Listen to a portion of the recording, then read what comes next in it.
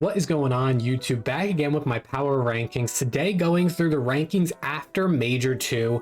Obviously one of the craziest majors we've ever seen. Possibly one of the greatest Cinderella stories we've seen in Call of Duty esports history. LAG winning obviously was completely insane.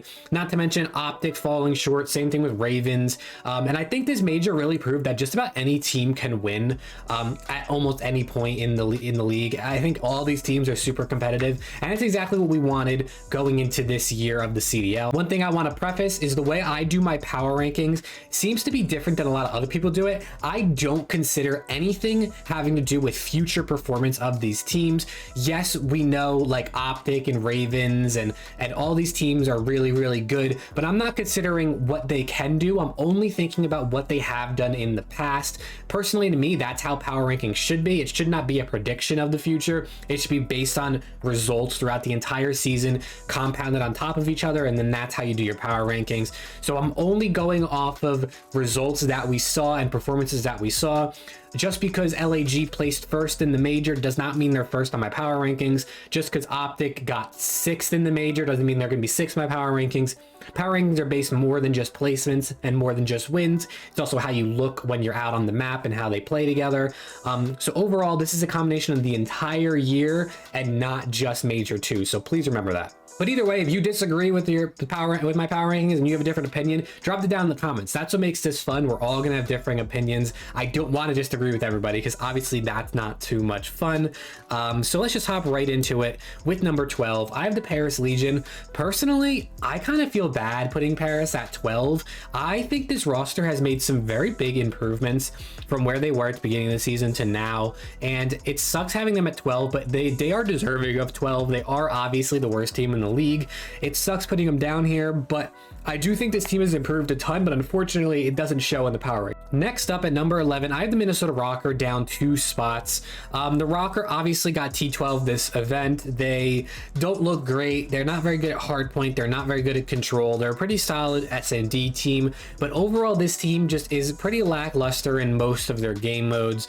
And this is definitely a team that I think needs to make a roster change. They obviously made the switch to attach to AR and Priest SMG, and I think that helped a little bit.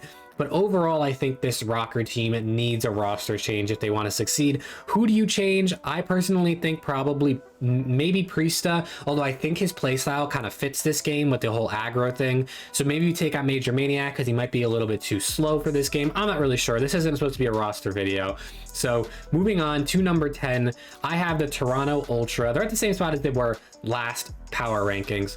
I put them above Rocker mainly for the sense that Ultra's much better at control than Rocker is. Both of them are competent S&D teams, and then Rocker's a little bit better at S&D than Ultra. But I think Ultra's being so much better at control is worthy enough to put them at number 10. Plus, they did win the kickoff, which is obviously a preseason thing, but I'm still going to consider that a little bit. So they did technically win an event, quote unquote, this year. So I think that is something people are kind of forgetting because it was preseason and doesn't count as much, obviously, as these majors. But it definitely is something to think about. We know they have winning potential on this roster. Coming in at number 9, I have the New York Subliners. They're dropping down from 6th to 9th in this power rankings video. This is a team that's been all over the board the last 2 weeks, 3 weeks, and I think they can get up higher. But based on what we saw at the major, you know, they looked good online when they brought in Paul X. They went 3-0 when they first brought him in, and then obviously they got shut down by LA Thieves in a reverse sweep at the major. So this team, they're not a bottom 3 team in my opinion. I think they're definitely better than Ultra Rocker and Legion, but I'm not gonna put them higher than 9. Speaking of them getting reverse swept, the team that reverse swept them, the LA Thieves, the LA Thieves positioning on this power rankings is honestly a case of other teams getting worse and not necessarily them getting better. It shows them up 3 spots, which you would think means they looked really good. Obviously, in the qualifiers, they didn't win a single map, or they didn't win a single match, and then at the major, they were able to reverse sweep NYSL and then keep it close with OpTic, obviously. Even though they got reverse swept. So LA Thieves definitely looks better. Would you think they looked good enough to jump 3 spots? Probably not, but I think the other teams like Rocker and Subliners looked worse, hence why LA Thieves just you know, had to jump up because those teams fell down below. Move into number 7. We have the Seattle Surge, same spot as last power rankings. I think the Surge look good. I think you could argue that maybe being a spot higher, but overall, it sucks that Mac couldn't play in the last series they had against LAG, and Classic had to step in. Classic looked pretty good, but I think if Mac got to play, this team might have seen a little bit more success, obviously, in that series. And if he wasn't sick on Sunday anyway, they definitely would have looked a little bit better. But overall, I think the Surge are looking like a solid roster that can continue to improve. But right now, I think they're sitting right in the middle of the pack. Then we move into number 6. We have the Florida Mutineers up 2 spots. Florida surprised me a lot at this major. They really, really did. I mean, beating obviously OpTic, same thing with Seattle. They beat OpTic as well. The 2 teams that beat OpTic really did surprise me. Of Florida more of anything, because I think they're just super inconsistent and really hard to rank and really hard to judge on. And they actually looked fairly consistent at this major. I think they are a solid roster. They definitely have an interesting dynamic with, I think they have 3 players that pretty much mainly should be playing the AR position. And then Vivid's kind of looked a little this year. He looked pretty solid at the major, but overall this roster is interesting, and I think they're worthy of a top 6. Then we move into our top 5, and now this is where I think this gets super interesting. My top 5 seems to be different than a couple of the videos I've watched. I watched Nable's power rankings. I watched the Best of 3 podcasts and those guys' power rankings. And mine seems to be a little different. At number 5, I have the London Royal Ravens down 2 spots. London was a top 3 team for the last month. And obviously I still think they have the potential to be a top 3 team, but based on what we saw at the major, they just did not look that good. They honestly looked pretty poor. Their teamwork was not there. Just the overall fundamentals of what we're used to seeing from this Ravens roster was just not there, in my opinion. And I think that definitely is worthy of them falling. Personally, I think the teams above them are currently looking better based on the form that we've been seeing. And with that being said, I have the Breach, same spot as last time at number 4, but now they're higher than Ravens. Breach obviously placed top 3, whereas London placed, what did they even place? Were they top 8, I think, technically? Like, were they 7-8, I think? So I think Breach placing top 3 and London placing 7-8 definitely is deserving of Breach being higher than them at this point. Breach looks pretty solid, in my opinion. I think they look pretty solid. The only mistake they made was Capsule shot Slasher's body in that series to go to the finals, and obviously that came back to bite them in that game 5. But I think Breach definitely has the potential, but based on what we've seen so far, I think they're worthy of being higher than London now in the power ranking. Then coming in at number 3, we have LAG. I actually had LAG at number 5 last power rankings, so it's safe to say that I kind of predicted how good they were going to be. Obviously, I'm joking. I did not think they were going to even win. I thought they were going to get first rounded personally. Or I thought they were going to get like double first rounder because they started in winners.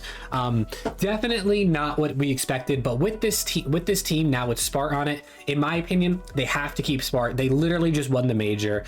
Even if they made the finals, I think they still should. Even if they just made the finals and lost to FaZe, I think they still should have kept Spart. There's an argument that they can move Slasher for Gunless, but I think you keep the team completely the same, obviously, since you just won the major and you see what can happen. This could be similar to what happened with Ultra last year when they removed Methods, who was a good player. Same thing with Gunless, obviously different circumstance as to why they're not on the team. Hopefully Gunless gets better soon and feels better. But same thing, Insight came in and then all of a sudden Ultra was a top 2, top 3 team all year long. And then this could be the same case with Gorillas. Spark comes in and they might be a top 2, top 3 team all year long. So I think they're worthy of a top 3. I think with this roster, they play it safe. They get rid of Gunless. They keep Spar as their new flex player and see where the rest of the league can take them. Maybe they keep Gunless for the rest of this stage just in case this roster really doesn't work out and it was just a one-hit wonder at the major, and then they can bring the original roster back or maybe move Slasher for Gunless. But for now, I have them at top 3. And then our first and second team, to no surprise, OpTic and FaZe have now flopped. I think this is going to happen a lot this year. I mean, OpTic getting a 5th, 6th, and FaZe obviously making 2 back-to-back finals. FaZe definitely showing more consistency and deserving of that number 1 spot. FaZe does not look dominant as they did last year, but they keep making finals, they keep doing well. So with that being said, they have to be #1 in the power rankings. I just think OpTic has to work on kind of keeping their composure. I think that sometimes some of these teams that they expect to beat, like Seattle, like Florida, that they literally have 3-0'd, I think, in the stage. I think they 3-0'd both of those teams in the stage that they lost to. They just come out and they shock them, and they don't really know how to compete in that original first map or even that second map. They just kind of, they're taken by storm, and they're not necessarily ready for what these teams have for them. And I think that's something they need to work on. I think their preparation is really good, especially with Rambo and Sender, but in game, when something happens all of a sudden that they're not ready for, they might not necessarily have the best plans in place to combat that, because they necessarily can't talk to their coaches mid-map. So definitely something OpTic needs to work on, in my opinion. But yeah, this is my power rankings after the major. Let me know who you have as your top 3. I would love to see if anyone has Gorillas higher or lower. I definitely think you could make an argument possibly for them even being a little bit lower, maybe lower than Breach, because Breach has been better all year long, and just this major there's been a little bit of a difference where LAG's been better. But let me know down below. Drop a like, subscribe for more CDL content, and I will see you all in the next video.